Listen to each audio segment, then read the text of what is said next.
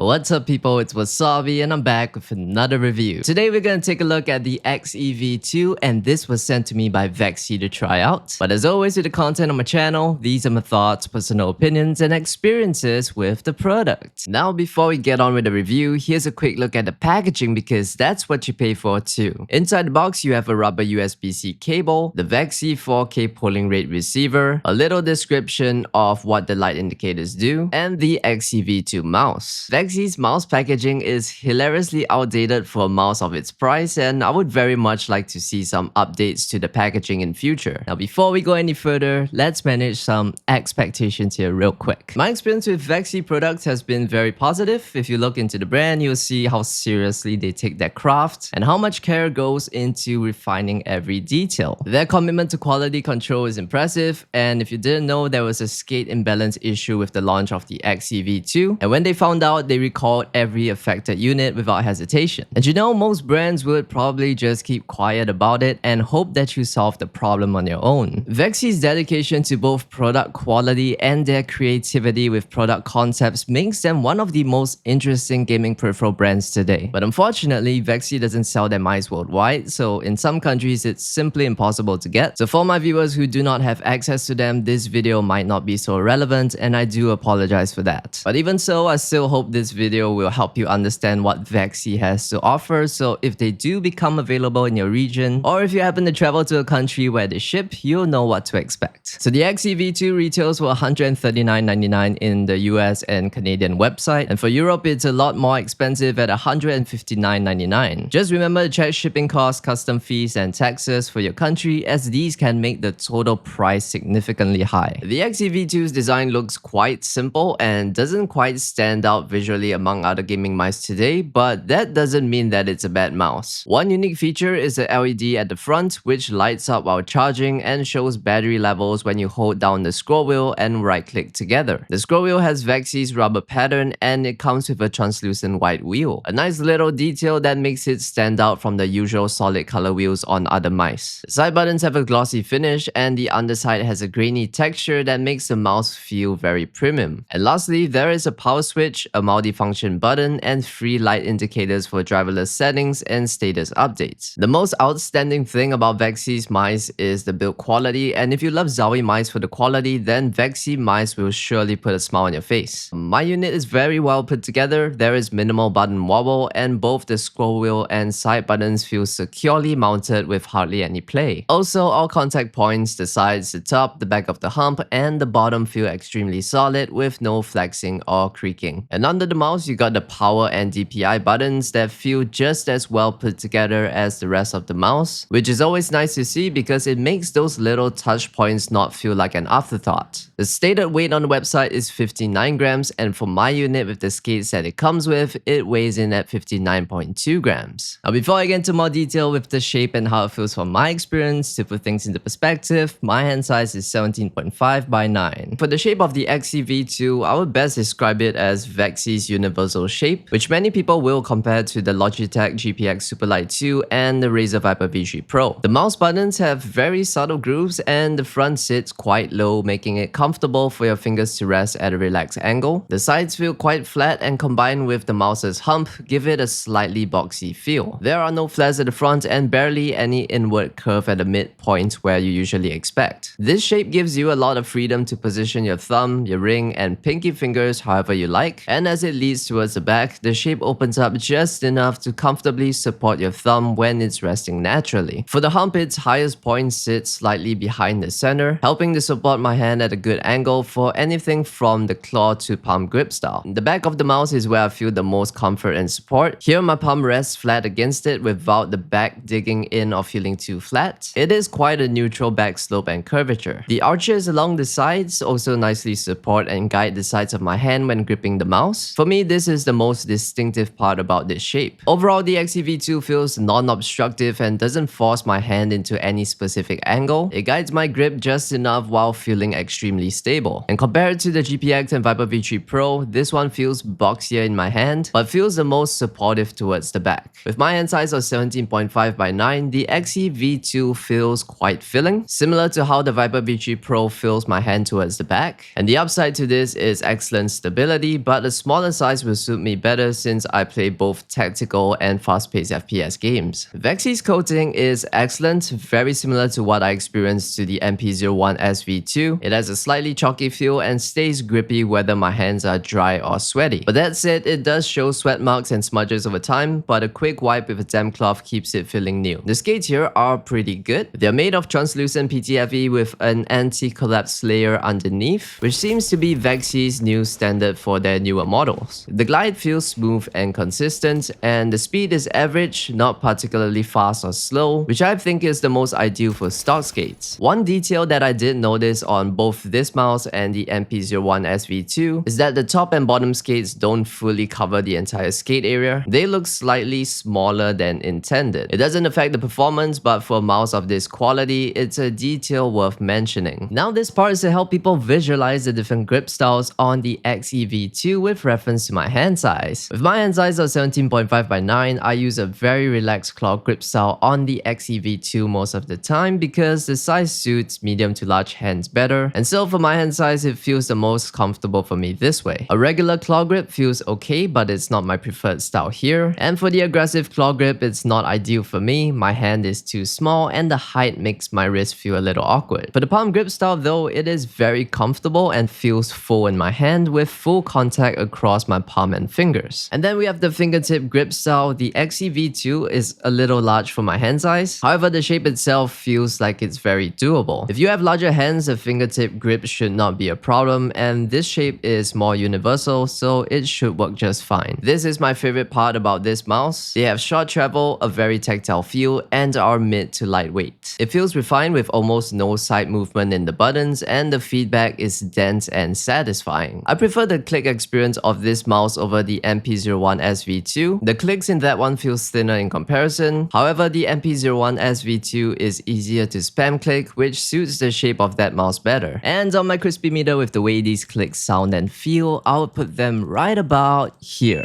The side buttons on the XE V2 are quite small and positioned high enough to leave plenty of room for your thumb to rest without accidentally pressing on them. And they are also fairly short in length. My hand size, I can only reach the forward button using the tip of my thumb. It's still usable, but gamers with smaller hand sizes may want to take note of this. Despite the size and positioning, the side buttons feel really good. There's pretty much zero wobble, they are nicely tactile and have a dampened feel at the end of the click, which makes them feel very premium. Both forward and back buttons feel very similar with the experience, and you get barely any pre-travel or post-travel in the click. The scroll wheel here offers good grip thanks to the thick, deep rubber tracks that should hold up well over time. It's really an ideal choice for a high-quality mouse like this. Scrolling has light to moderate resistance and feels smooth, and the wheel itself is quite small, which is not an issue, but interesting thing to note is that compared to a larger wheel, you register more steps with a single finger stroke. Each step feels light but distinct, making it easy to count scrolls during gameplay, and clicking the wheel requires a moderate amount of pressure. It's not too firm, and I haven't experienced accidental scrolling when trying to press down. Overall, I find this wheel to be okay. Personally, I prefer larger wheels with more resistance, but for users who bind actions like jump to scroll and need fast repeated inputs, this smaller wheel with its defined steps is ideal. And now, here's a quick sound test to give you a better idea of how this mouse sounds.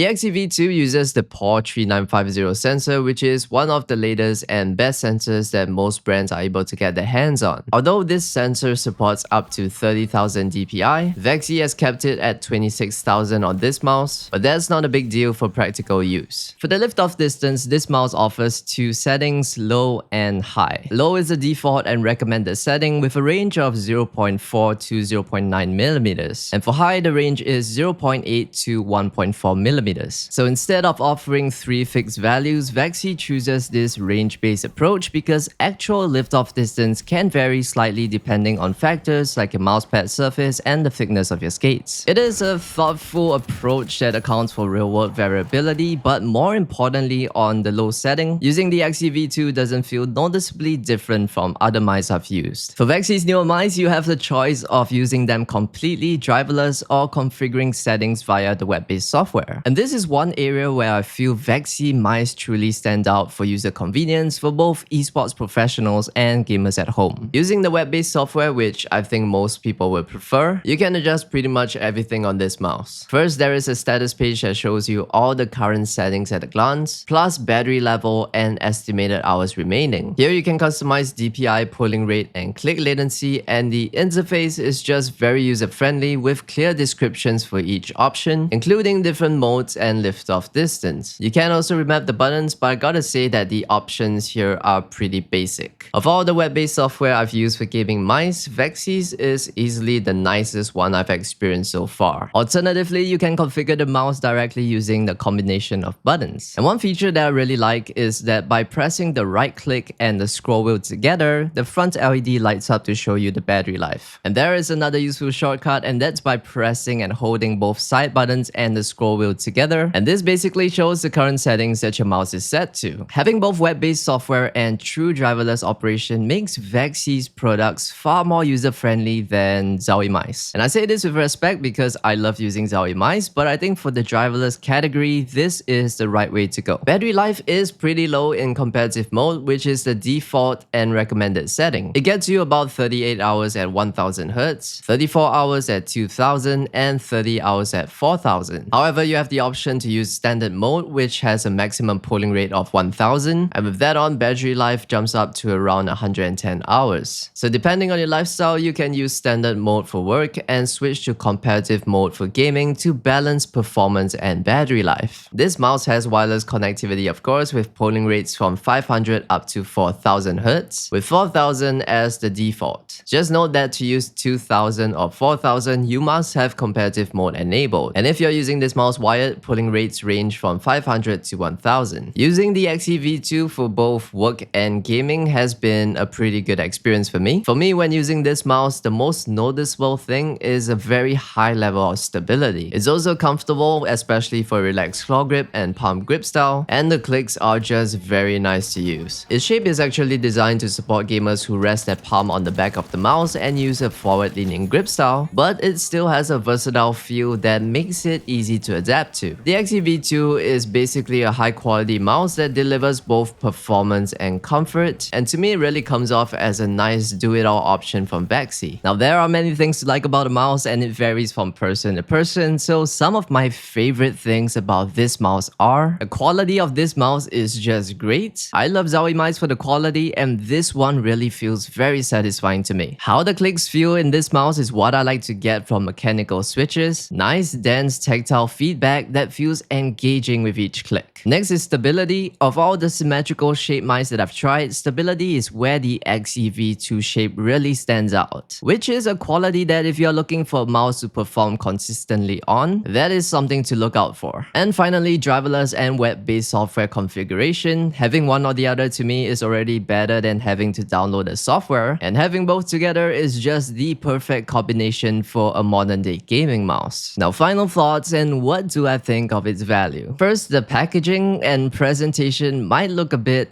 well, miserable for the price. It honestly looks like something straight out of 2001, but everything else about the mouse feels like it belongs in this price range. You know, getting the chance to try Vaxee's products is a very rare opportunity for me, especially since I can't buy them directly from where I'm from. But with the time that I had using Vaxee mice, both this and the NP01 SV2, to me, the mice are like a dish made with good quality ingredients that work really well together to create something balanced and satisfying. They are not overly flashy as you can tell, but they are not relying on one or two fancy ingredients or features in this case to make up for weaker points of their mice. And this one really is the last mouse that needs tons of marketing hype to convince you that it is a high performance quality product. Vaxee mice are really for people who appreciate quality performance products that are built to last. So if you're someone who enjoys high quality gaming mice like mice from Zowie and